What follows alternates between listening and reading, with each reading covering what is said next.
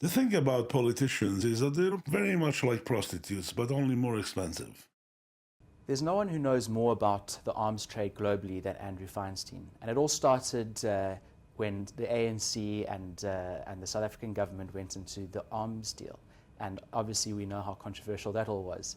And his latest film, Shadow World, has been touring South Africa. Andrew, welcome. And the film Shadow World, just tell us a little bit about the film itself. Sure. So the film's really based broadly on my second book, which is also called The Shadow World, which is the first account of the global arms trade published since 1979. It came out in 2011. And as I was writing the book, I started to think that it would be good to get it into another medium as well. The book's like 550 pages with almost 3,000 footnotes. And I wanted to have it in a more accessible form. So I started thinking about a film and met Danny Glover, the actor in the US, who I discovered is a huge activist and runs a small production company called Louverture Films. And he and his partner Jocelyn Barnes bought the rights to the book. And we identified a Belgian director, Johan Grimonpré, to direct it. And that's how it came into being. I watched the film, and it's quite emotional. It really grips you. Yeah. What are you hoping to get out of the film from people's viewing point of view? I think the most important thing is to elicit a response, preferably an emotional response. You know, the global trade in arms is a business that counts its profits in literally billions of dollars and its costs in human lives. And it's underreported on. There is not much writing about it.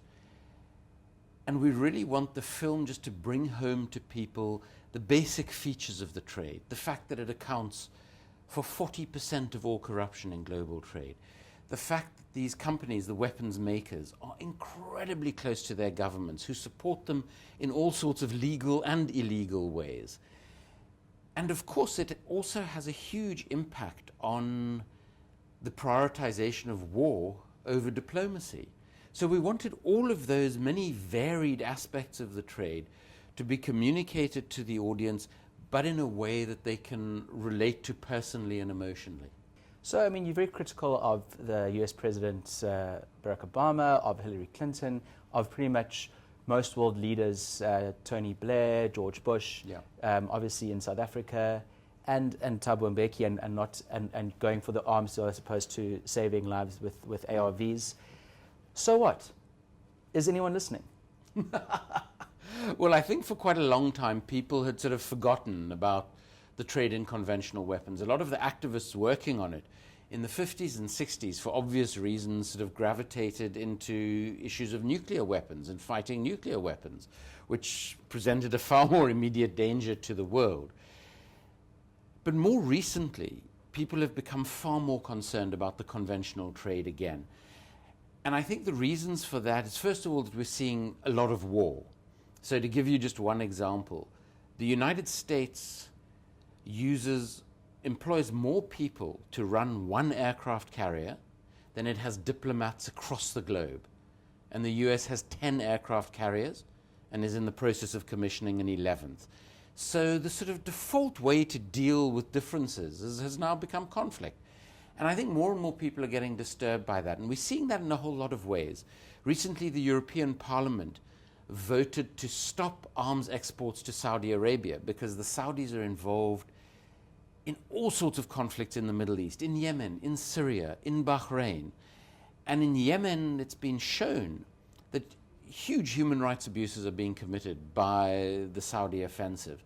And so for the European Parliament to make a decision like that, for a number of members of the US Congress to actually sign a letter saying that the US needs to reconsider its arms exports to Saudi Arabia, which is the US's biggest customer, suggests to me that yes, people are starting to take notice. But I think where people are most concerned is the way it affects their own pockets. So in the United States of America, 30 cents in every dollar paid in tax goes to the weapons maker Lockheed Martin. And you know, Americans who've been struggling since the financial crisis of 2007, 2008 are actually getting a bit fed up with that and saying, why are we spending all of these billions of dollars on weaponry when we don't seem to be any more secure. And in fact, this trade often undermines our security because the wrong equipment is produced, it's produced way over budget always, years and years late.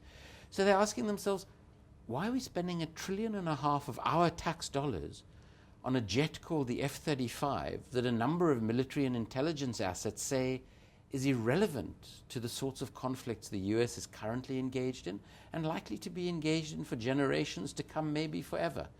So almost similar questions to the South African arms deal, but on a far bigger scale.